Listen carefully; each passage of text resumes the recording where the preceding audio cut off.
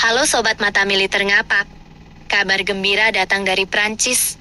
4 penerbang tempur TNI Angkatan Udara yang tergabung dalam pilot training batch pertama, akhirnya sukses melaksanakan terbang solo dengan jet tempur generasi 4,5 paling modern, yaitu Dassault Rafale. Latihan ini berlangsung di Eskadron de Transformation, Rafale 3/4 Aquitaine, yang bermarkas di Base A, Rien 113 Saint-Dizier, Prancis. Tempat ini memang dikenal sebagai sekolah khusus untuk melatih pilot Rafale dari berbagai negara.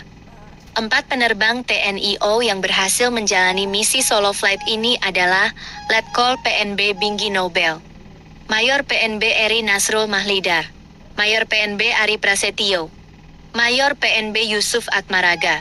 Keberhasilan mereka bukan sekadar rutinitas latihan.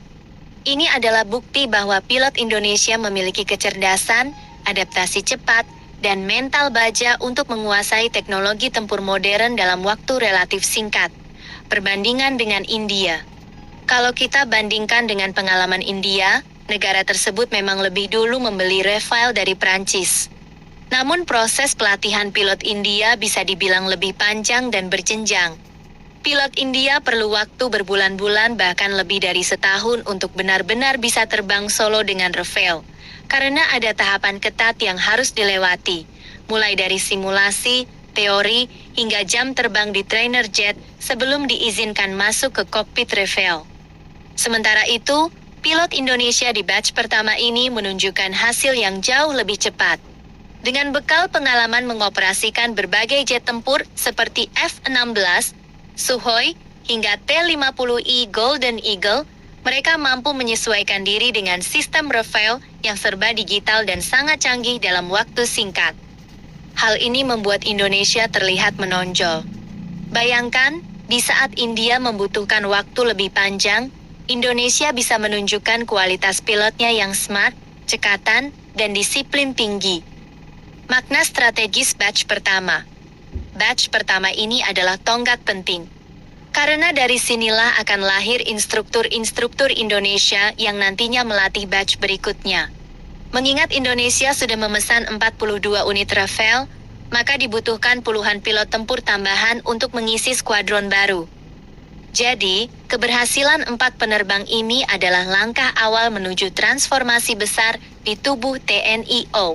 Mereka bukan hanya sekadar pilot, tapi juga calon instruktur yang akan menurunkan ilmu ke generasi berikutnya. Catatan penting, namun ada hal yang perlu kita renungkan bersama.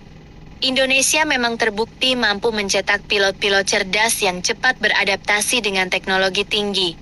Tapi di sisi lain, negeri ini masih terlalu sering hanya mengandalkan pola pikir beli dan beli. Berbeda dengan India yang meski lama dalam beradaptasi, namun mereka juga berusaha mengembangkan industri pertahanan dalam negeri. Bahkan India sekarang sedang merancang jet tempur buatan sendiri, Tejas, dan terus melakukan riset untuk program AMCA generasi kelima. Indonesia, sayangnya masih sibuk dalam urusan pembelian. Entah itu Rafale, KA-an dari Turki, atau proyek kerja sama lain. Padahal potensi untuk membuat pesawat sendiri sebenarnya ada, jika ada kemauan politik dan investasi serius di bidang riset. Penutup. Kesuksesan batch pertama penerbang Indonesia yang berhasil solo flight dengan Rafale di Prancis ini patut kita banggakan. Mereka adalah bukti nyata bahwa sumber daya manusia kita tidak kalah, bahkan bisa lebih unggul dibanding negara lain. Tinggal sekarang, apakah bangsa ini hanya ingin terus jadi pengguna alutsista, atau mulai naik kelas menjadi pembuat alutsista?